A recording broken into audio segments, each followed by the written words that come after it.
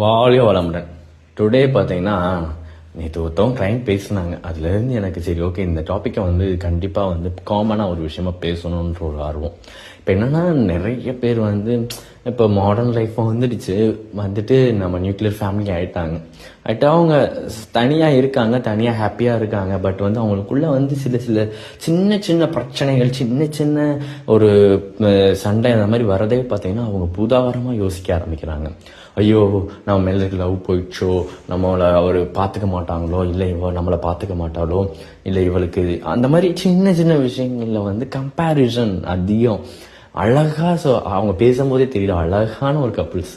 அவங்க சின்ன சின்ன விஷயங்கள்ல அவங்க எமோஷனலாக வந்து ஃபீல் பண்ணுறாங்க. ஸோ வந்து எல்லா பேரும் கம்பேர் பண்ணுறது வந்து எல்லா விஷயத்துலையும் கம்பேர் பண்ணிக்கிட்டே இருந்தோம்னா லைஃப் ரொம்ப போர் அடிச்சிடும்.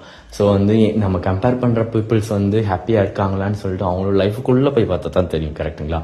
ஸோ அப்படி இருக்கும்போது பார்த்தீங்கன்னா அதே மாதிரி நீங்கள் மீடியாவில் பார்க்குறதும் மூவிஸில் பார்க்குறதும் பார்த்தீங்கன்னா ஒரு சீன் சினாரியோ கிரியேட் பண்ணுற மாதிரி தான் இருக்கும்.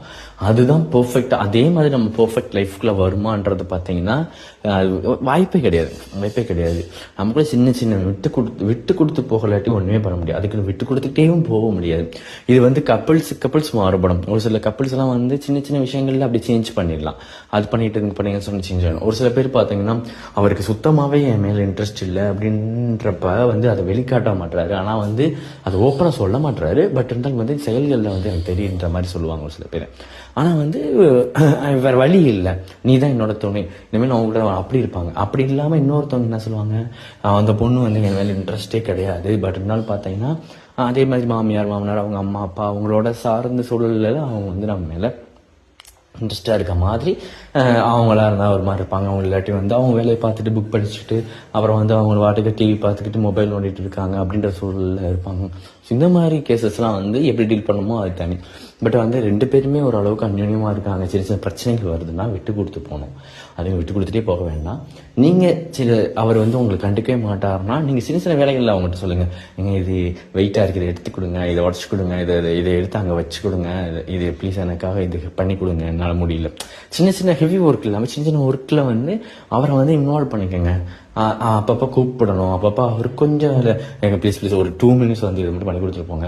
ரொம்ப டிஸ்டர்ப் பண்ணக்கூடாது. ஒரு நாளைக்கு ஒரு 4-5 அந்த மாதிரி பண்ணிட்டீங்கன்னா அப்பப்போ வந்து அதுவே வந்து அதெல்லாம் ஒரு கேட்குறதுக்கோ உங்களுக்கு சொல்கிறதுக்கோ வந்து என்னடா இவ்வளோதான் அப்படின்ற மாதிரி இருக்கும். இது வந்து நியூக்ளியர் ஃபேமிலியில் வந்து அந்த மாதிரி நீங்கள் அந்த மாதிரி சில விஷயங்கள்லாம் நீங்கள் பண்ணும்போது பார்த்தீங்கன்னா அவங்களுக்குள்ள நல்லாயிருக்கும் அந்த ஃபீல். ஸோ அது செய்யும்போது தான் இது எதுவுமே செய்யாமல் நான் வந்து காலையிலேருந்து உங்களுக்காக நான் மட்டும்